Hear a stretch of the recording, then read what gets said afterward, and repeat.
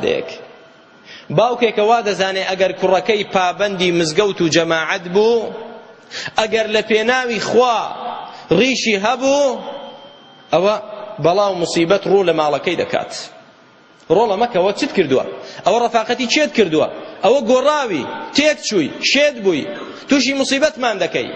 وا دەزانێ موسیبەت لە چدایە؟ لەوەدایە کوڕەکەی دەست بە دینی خواوە بگرێت.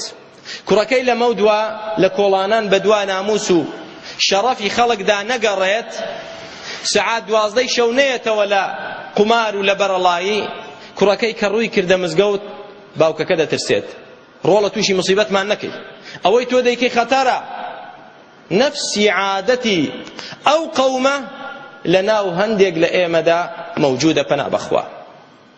ئەگەر دوو کوڕی هەبێت، یەکێکیان تا 12 شەو نێتەوە لە بەرەڵایی، لە ناموسبردنی خەڵک، لە سیرکردنی شتی خەراب، ئەو باوکە بەلایەوە مشکیلە نییە. بەڵام یەکێکیان بە ئەخلاق و بە ئەدەب و بەڕێز بێن لەگەڵ باوکەکەشی و لەگەڵ دایکیشی و لەگەڵ جیران و کۆمەلگاش و خواپەرست و پاچیش بێت، ئەوە هەندێک باوک دڵیان تەنگە بەوە، وا دەزانێ ئەوە کارێکی خراپ دەکات. هەمومان زۆر بەمان ئەو حاڵەتەمان هیدایەت دا. ئەوکت مەنعی کردووی لەوەی کە بچی مزگەوت و جەماعەتکەی، وا دەزانێ خەتەرە مەسەلەکە. ئەگەر دیندارێتی بەڕاستی بگری، مەبەستت تەنها ڕەزابوونی خوا بێت، دیندارێتی سەبەبی بەختەوەری و سەعادەتە، سەبەبی خۆشحاڵی دنیا و قیامەتە، سەبەبی سەربەرزی و قیامەتە. دینداری و خۆستی سەبەبی وا و نەهامەتی و موسیبەت بێت. غەڵەت حاڵی بووی.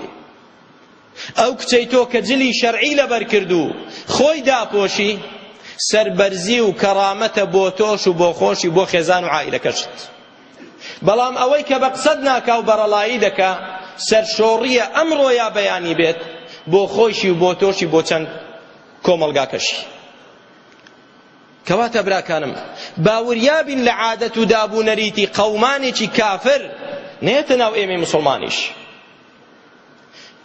حەقی خۆتە بە توندڕەوێتی و زێدەڕەوی ڕازی نەبیت، چونکە ئیسلام بەریە لە توندڕەوێتی. بەڵام زۆر ناحەقیت بە ئیسلامی حەق ڕازی نەبیت، زۆر ناحەقیت بە قورئان و حەدیسەکەی پێغەمبەری خوا ڕازی نەبیت عەلەیهی السەڵاتو وەسسەلام، زۆر